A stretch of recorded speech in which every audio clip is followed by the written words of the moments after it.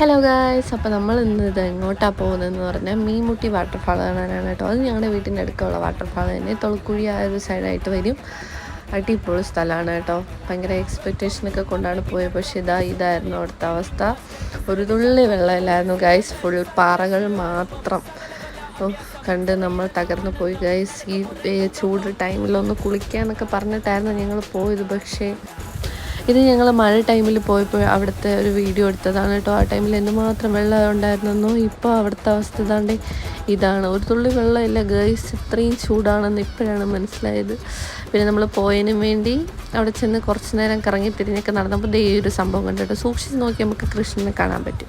പിന്നെ ഇത് അവിടെ ഉള്ളൊരു ആലാണ് കേട്ടോ, നല്ല വലിയ ആലാണ്, നല്ല രസമുണ്ടായിരുന്നു. പിന്നെ അവിടെ ഇത്തിരിയെങ്കിലും വെള്ളം കണ്ടത് ഈ ഒരു സ്ഥലത്താണ് കേട്ടോ. പിന്നെ ഞങ്ങൾ അവിടെയൊക്കെ ചെന്ന് നിന്ന് കുറച്ച് വീഡിയോസും ഫോട്ടോസൊക്കെ എടുത്തിട്ട് ശശിയായിട്ട് വീണ്ടും വീട്ടിലേക്ക് പോയി ഗൈസ്.